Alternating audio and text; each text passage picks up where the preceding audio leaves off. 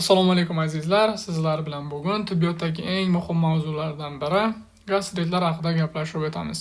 Gastrit o'zi nima, uni keltirib chiqaradigan etiologiya va patofiziologiyasi haqida batafsil gaplashib o'tamiz. Endi gastrit o'zi nima ekanligi haqida qisqacha to'xtalib o'tadigan bo'lsak, gastrit bu oshqozon shilliq qavatining yallig'lanishi va klinik ketishi bo'yicha azizlar biz uni ikki xil holatda ko'rishimiz mumkin ekan. Birinchisi bu acute gastrit, ikkinchisi bu xronik gastrit. Va azizlar bu yerda har birini o'sha keltirib chiqaradigan omillarni ko'rsatib qo'yapti. Acute gastritga nimalar sabab bo'lar ekan? Acute gastritni birinchi keltirib chiqaradigan va judalar most common bo'lgani bu NSAIDlar. NSAIDlar degani non-steroidal anti-inflammation drug, ya'ni yallig'lanishga qarshi bo'lgan non-steroid dori vositalari. Deylik, ibuprofen, naproxen, aspirin, diklofenak, meloxicam, tenoxicam juda mashhur bo'lgan dorilar. Mana shular sababchi bo'lar ekan. Endi bu dorini qabul qilganimizdan keyin bizda qanaqa qilib bu gastritni keltirib chiqaradi? NSAIDlarning shunaqa xususiyati bor azizlar. Bizda prostaglandinlarda bloklar edi yoki prostaglandinlarni ishlab chiqarishini SOG1 va SOG2 fazalarini bloklash orqali pasaytirar edi. Demak, prostaglandinlar kamaydi degani prostaglandin E2, prostaglandin F2, prostacyclin bular azizlar gastrit mukozani himoya qilib berar edi, ya'ni protection qilib berar edi. Demak, buni ko'radigan bo'lsak, endi decrease holatga tushib qolyapti. Ya'ni endi prostaglandinlar kamayganidan keyin bizda parital hujayralar vodorodni ishlab chiqarishi ko'payadi va shilliq parda himoyasi ham anchagina zaiflashadi. Shilliq parda zaiflashgandan keyin endi xlorid kislota ko'p va u o'ziga ta'sir etib zararlab qo'yishi mumkin. Va ikkinchi ko'radiganimiz azizlar bu burn, ya'ni kuyish deyapti. Kuyish qanaqa kuyish ekan? Misol uchun issiq choy turibdi yoki issiq suv turibdi, issiq taomlar turibdi. Biz birdaniga uni nima qilib o'ramiz? Ichib o'ramiz va bu curling ulcerga olib kelar ekan. Qanaqa qilib? Ya'ni birinchi navbatda o'sha joyda biz suvni ichdik, suv o'sha issiq suv qayerga ta'sir ettirsa, bu o'sha joyda gipovolemiyasiga sabab bo'lar ekan. Gipovolemiyasiga sabab bo'ladi. Endi gipovolemiya bo'lganidan keyin o'sha joyda demak suv miqdori qo'pol qilib aytadigan bo'lsak tushib ketyapti. Ya'ni qon bo'lsin, u yoqda keladigan qon suv bo'lsin, plazma bo'lsin kamayib ketyapti. Va shu joyda endi qon ta'minoti buzilganidan keyin bizda mukozal ishemiya kelib chiqadi. Mukozal ishemiya deganda o'sha tomonda qon kelishi kamayadi. Bu stress faktori bilan ham bog'liq desak bo'ladi, qisman, lekin ishemiyadan keyin azizlar o'sha joydagi oziqlanish trofika buziladi. Trofika buzilgandan keyin shilliq qavatda biz zararlanishni, yallig'lanishni ko'ramiz. Endi keyingi etiologiya azizlar bu brain injury, ya'ni bosh miyamizda zararlanishi. Qanaqa qilib bosh miya zararlanganda bizda yaralar acute gastrit kelib chiqar ekan. Deylik, avtomobilda biron kishi boryapti va avariya bo'ldi. Avariya bo'lganida bizda bosh miya jarohatlandi. Bosh miyaga qon quyildi, biron xil suv yig'ildi. Endi o'sha qon quyilgan, misol uchun joyda deylik, posterior fossada qon quyildi. Mana shu posterior fossada azizlar bizda uzunchoq miya va ularda o'sha yonlardan chiquvchi vagus nerv bor. Vagus nerv endi zararlangandan keyin ortiqcha stimulyatsiya bo'ladi. Va bu yerda ko'ryapsizlar, vagal stimulation bo'lyapti. Vagal stimulation. Vagal stimulation degani endi vagal ton oshyapti. Vagal ton oshganda azizlar, men bu yerda e'tibor berishlaringizni xohlar edim. Bu yerda mana vagus nervi kelyaptigan oshqozonda asetil xolinni miqdorini oshirib beryapti. Har tarmoqda asetil xolinni miqdorini oshirib beryapti. Endi bizda mana yerda parietal sel hujayralari bor. E'tibor berib qo'yinglar, parietal sel hujayralari bor.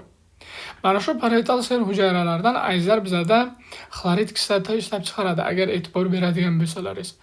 Vagus nervda vagal stimulation oshib ketganida mana shu parietal sel ortiqcha miqdorda xlorid kislotani ishlab chiqaradi.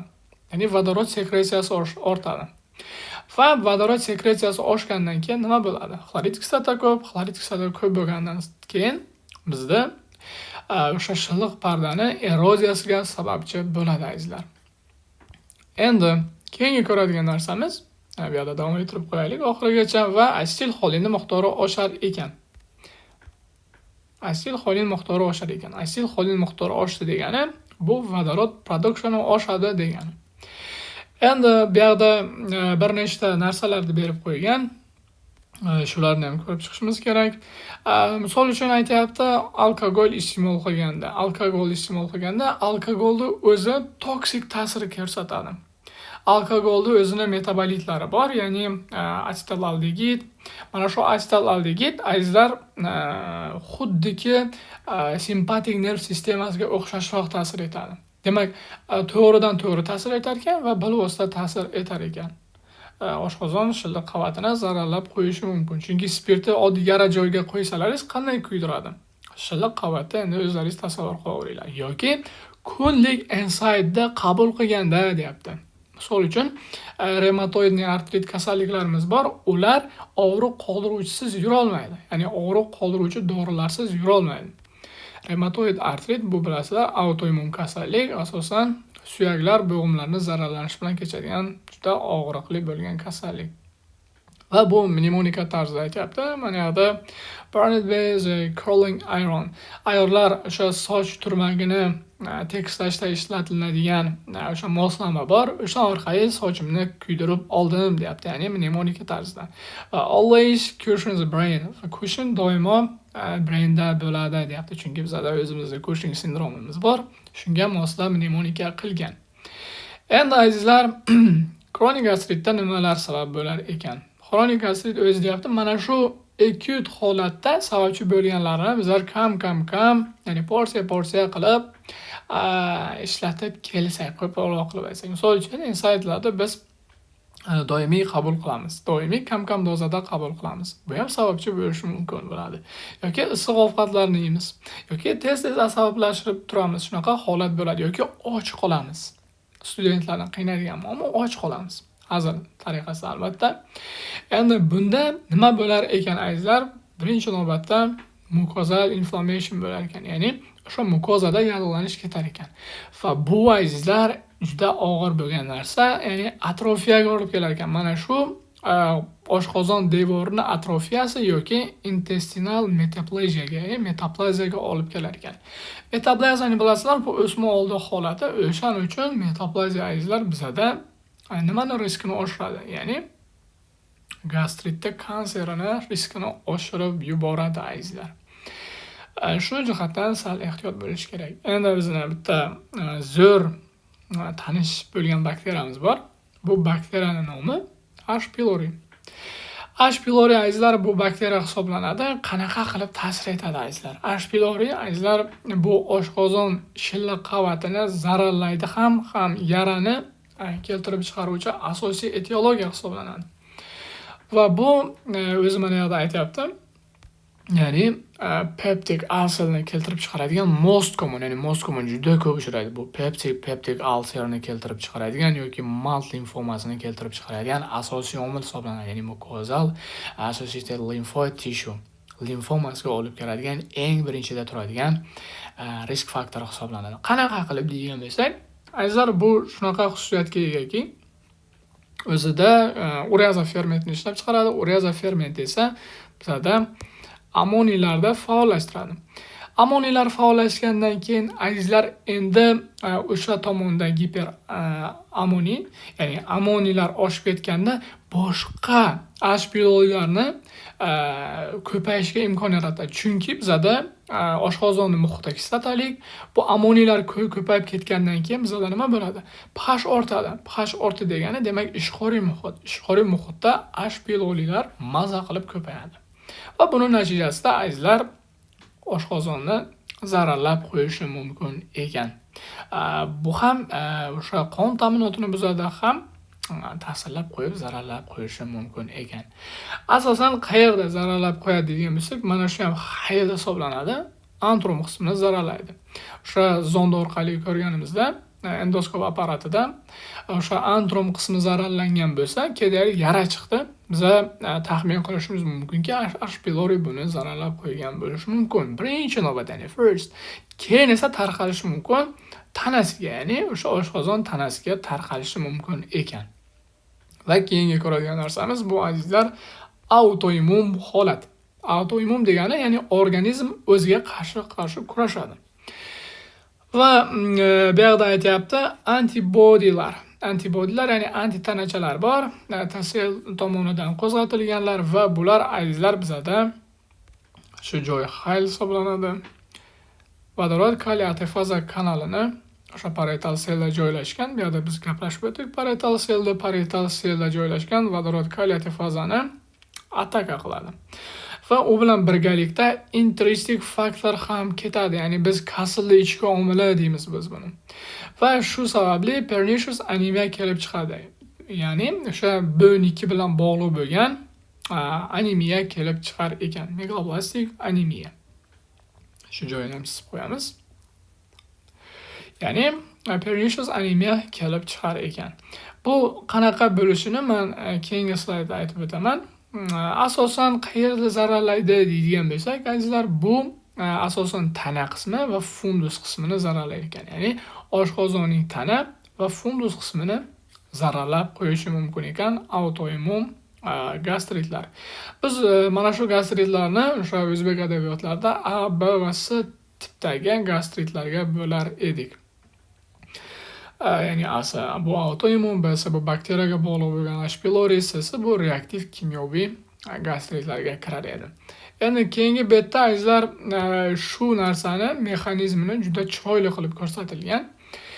Batafsil gaplashib o'tamiz. Biz tepada aytdik. Gastritdan himoyalovchi, ya'ni oshqozon shilliq qavatini himoyalovchi omillar bor va protectionini buzadigan omillar bor.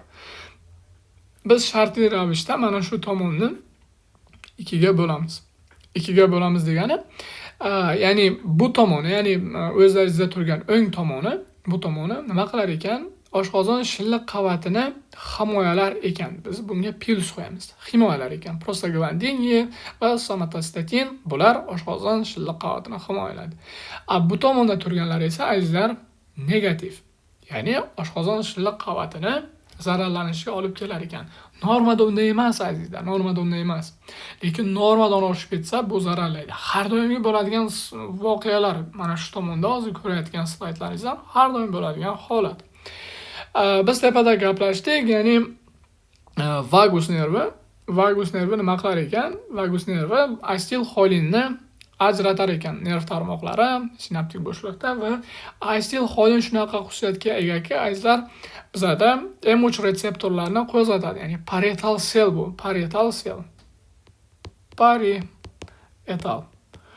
parietal seldagi o'sha M3 retseptorlarni qo'zg'atadi va bu inazitol fosforli o'sha 3 fosforli kalsiyga bog'liq bo'lgan kalsiy miqdorini oshiraveradi. Kalsiy miqdori oshib ketganidan keyin endi bu yerda vodorod kaliy atifaza kanalimiz bor. Ya'ni pompasi bor. Mana shu pompadan vodorodni sekretsiya qilinishini orttiradi.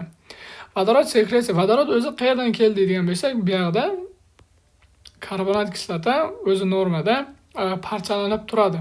Ya'ni parchalanib turadi. Avval suv bilan karbonat angidrid, keyin ular gidrokarbonat va vodorodga ajraladi.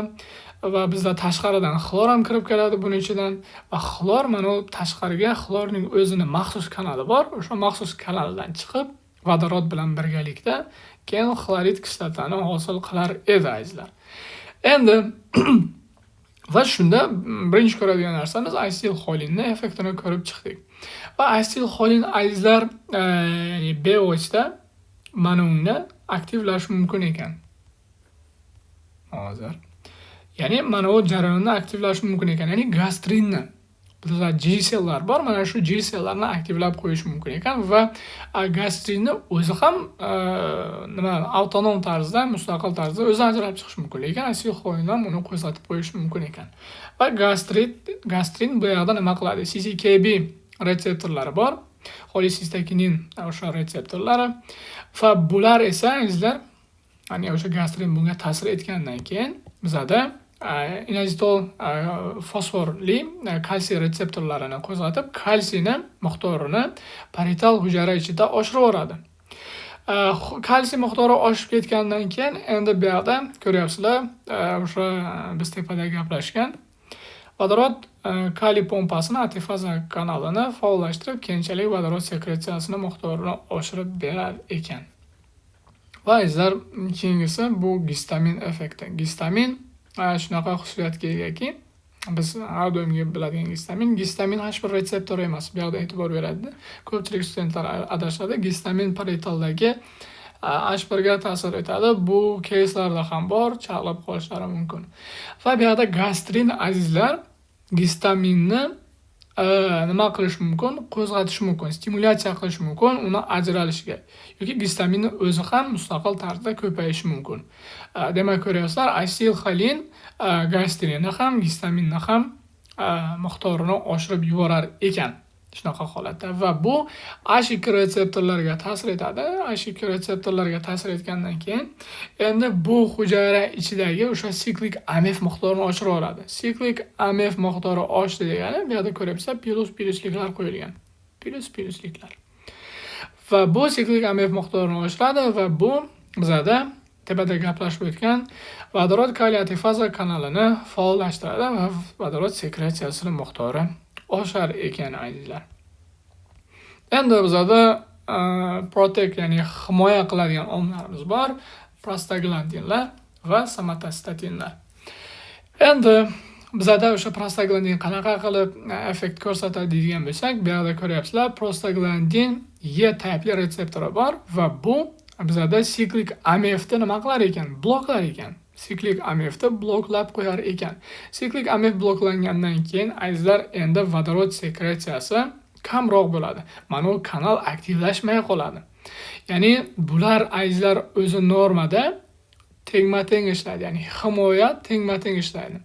Bittasi ko'payib, bittasi kamayib ketadigan bo'lsa, o'sha patologiya beradi. Va vodorod sekretsiyasi miqdori kamaygandan keyin bu yerda biz ko'radigan xlorid kislotani miqdori ham nima bo'ladi? Kamayadi azizlar. Xlorid kislota miqdori kamayadi. Qachonki ovqat desak, keyin bular stimulyatsiya bo'ladi. Patologiyada esa unaqa farqi yo'q. Prostaglandinlar biz tepada gaplashdik, ensaytlar tomonidan nima qilar edi? Qo'zg'atilar edi. Ya'ni ensaytlarni biz qabul qilsak, imенно mana shu prostaglandinlarni nima qilib qo'yadi? Ta'sirlab qo'yadi. Prostaglandinlar ta'sirlangandan keyin endi protection, ya'ni himoya funksiyasi yo'q azizlar endi. Biz buni davolash sifatida o'sha mezoprostolni beramiz. Chunki mezoprostol prostaglandin E2 ni analogi hisoblanadi. Keyingi ko'radigan narsamiz bu azizlar somatostatin hisoblanadi. Somatostatin retseptori orqali ta'sir etib, xuddi prostaglandin effektini ko'rsatadi. Ya'ni bizada siklik AMFni miqdorini kamaytirib tashlaydi. Siklik AMF miqdori kamaygandan keyin bizada nima bo'ladi? Vodorod kaliy atifaza